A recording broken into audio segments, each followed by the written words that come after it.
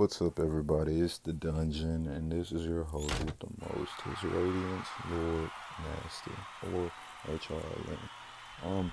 Today's video is a little different. First, what I'm gonna ask you to do is go ahead, hit that subscribe button, like, share it to your friends. Um, Also, promote my new Twitter page, which is gonna tie in with today's conversation topic. You can follow me on Twitter at the one true H.R.L.N. I'm posting music stuff on there, but I'm doing a lot of gaming tweets too to interact with different gaming communities, mostly fighting games. But I also follow some independent developers and just things like that. It's a new page, so I'm working on it. But today's video is actually something that I was considering making like a while ago. I've been seeing a lot of stuff pop up and go in and out of news cycles. I definitely wasn't making a video about the Kendrick and Drake beef, but yeah, there's been a lot going on in the gaming sphere that I think is worth talking about, and it's ultimately gonna tie back into the two shorts that I made, which is 3 reasons to boycott Microsoft and 3 reasons gamers are over entitled. In the 3 reasons to boycott Microsoft video, my 3 reasons were: one, Microsoft spent billions in acquisitions, picking up all these different studios and even a whole publisher with ZeniMax and Blizzard.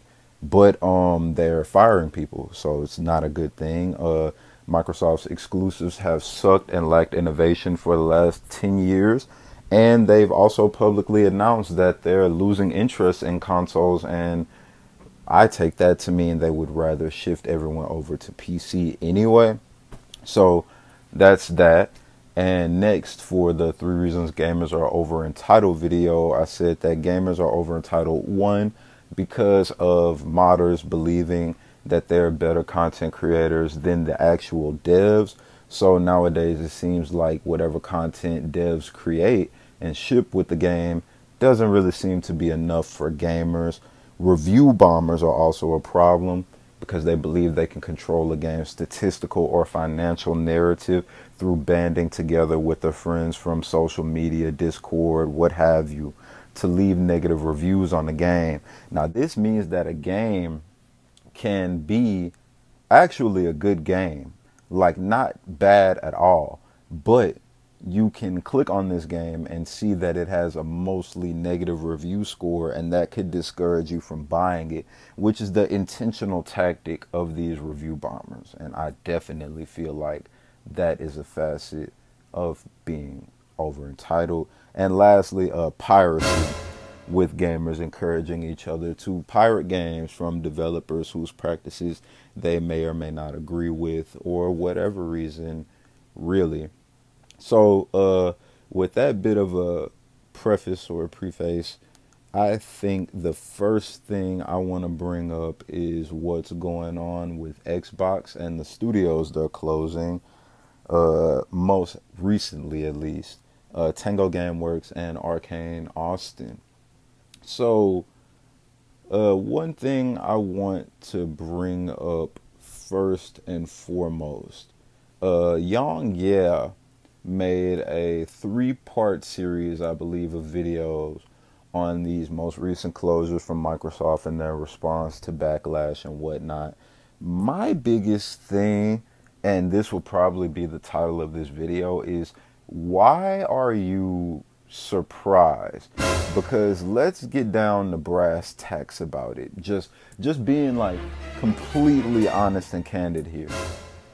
Arcane dropped a fucking stinker, yo. Redfall was a steaming hunk of shit from launch up until now, and people were basically calling for that shit to get took out back and shot in the face. So, how are you shocked at this again? Also, Charlie made a video in the same style as Young Yeah about the Xbox studio closures, flaming their executives for the decisions. But Charlie, with his humongous reach, actually was one of the biggest proponents of showcasing Redfall to be a piece of shit. So a little bit of hypocrisy there, but moving on. Now with Tango, I'm a fan of some of Tango's games. The Evil Within 1, fun romp, beat it, loved it, great game. The Evil Within 2, I still haven't finished it, but I actually believe that it improved upon the first game in every possible way. Beautiful graphics, the first time I've ever seen survival horror done in an open world setting, and it's really well done. The tension stays despite the more open environment. Really enjoyed it, and I was really looking for The Evil Within 3. But let's not pretend that Hi-Fi Rush wasn't a mid-ass game on release. Now, does that mean gameplay-wise it sucked or that it didn't have any sort of seal of quality? Not at all. I mean, I'm sure, it's a good game, and everybody that's calling out the similarities to Devil May Cry or Bayonetta aren't wrong, and that there's really some good shit going on under the hood. But let's look at that release a little less biased. Hi-Fi Rush released as an Xbox exclusive, and pretty soon, either right at launch or a little bit after, it was a Game Pass title, which essentially means it's given out for free, which means that you can't even really take a sort of benchmark of how many people are into that game because it was given out for free to pad the initial install base. For all we know, the most passionate adopters of Hi-Fi Rush are people that got the game for free and they didn't even buy it. So it was not a smash success in sales. It didn't do pretty okay in sales. It probably did pretty bad, yo, because they gave it out for free. And even after giving it out for free, they still had to let go of Xbox exclusivity. Excuse me. They still had to let go of Xbox exclusivity and turn it into a multi-platform game in order for it to potentially bring in more revenue or reach a larger install base. So that in of itself is a failure. I'm sure the game is fun to play and graphics, whatever. Ooh, it's kind of like Devil May Cry. I get it, but it's a failure. It didn't reach success levels when it wasn't exclusive. It wasn't big or promising enough to be left off of Game Pass. You know what I mean? And it had to eventually be brought to other platforms to reach more players. And that all around is a failure. And those shifts are sort of only afforded by the fact that Microsoft is able to do these things and can give themselves the financial leeway to make these decisions. Okay, we sort of bought these guys and gave them hella money, but the game's not really working. We're going to release it as free to anybody who's got Xbox Live. Okay, that's still not working. Okay, well, fuck it. We'll let it go to multi-platform. Those are failing decisions. So being up in arms about the studio's closure, I feel, is a tad childish, especially when you see these things that are obvious and factual. Okay, so cutting in here, I almost forgot to talk about Ghostwire Tokyo in the whole Tango Gameworks conversation. And that game was a much more expensive piece of trash, and it was surrounded by controversy. If you remember, like I remember, this was still when E3 was something that we all watched instead of individual first party showcases. So Ghostwire Tokyo was directed by a woman.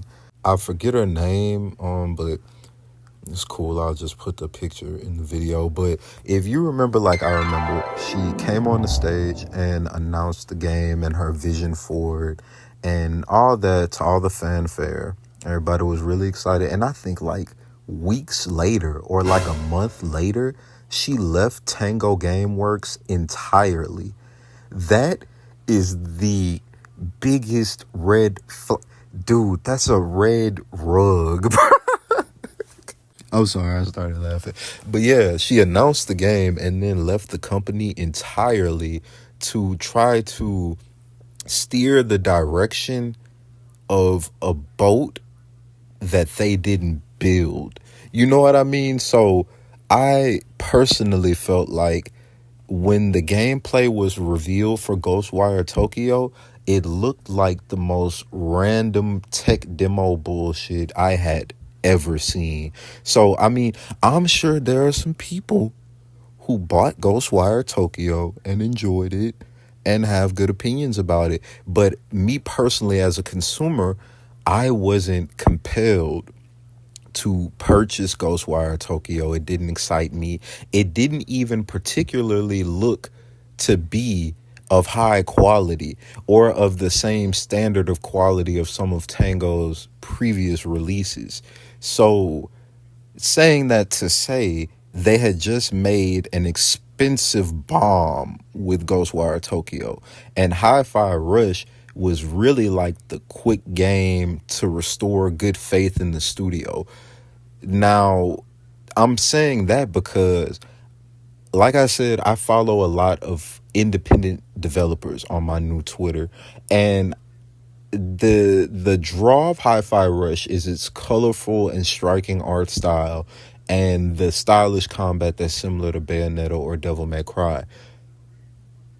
I could, if I put in the I am time, untethered and my rage knows no bounds! I could showcase you guys damn near 100 independent developers who are making video games in their bedrooms for no money that have working tech demos of games with stylish combat and striking art styles. It doesn't take much to do. Like, I'm not a developer. Don't challenge me to make a game and, you know, add all these cool ass features because I don't know how to do it. But what I'm saying is, on a general level, there are a lot of independent developers that are capable of making the type of game Hi-Fi Rush is without costing a publisher millions of dollars.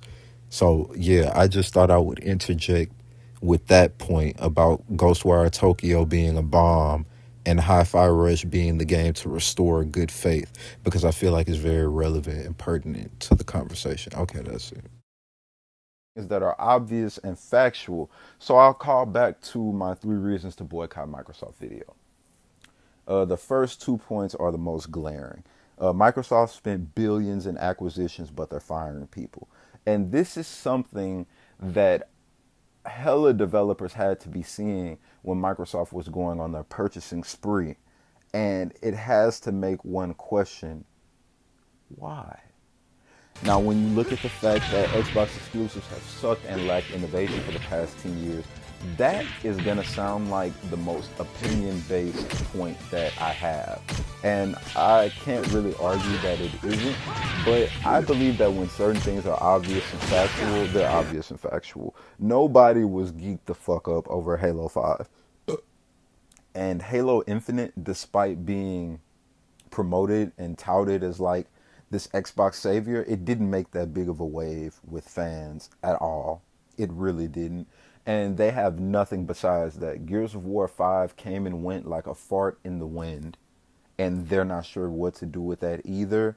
So I feel like the heads of these development studios, if not down to individual employees themselves, had to have seen these internal shifts going on at Microsoft, and there had to have been a little bit, at least a little bit of thumb twiddling and deliberation on whether or not it would even be a good idea to sign yourself away completely to Microsoft. I just think it's not really that intelligent. And I'm going to call attention to some specific tweets and things as this video goes, but ultimately I just think that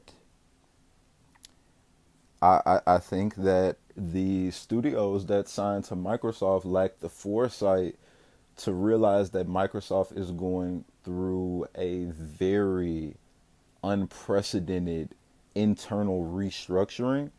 And if you aren't the type of developer who makes big splash games, or if you aren't sitting on a killer app, it would not be in your best interest to sign to Microsoft with the idea of just, oh, I want to make some games. I, I, yeah. What? Woo! Bow to me, ho, I'm a lord, don't you see it? My fat taking pictures, bitch, paint me like Jesus.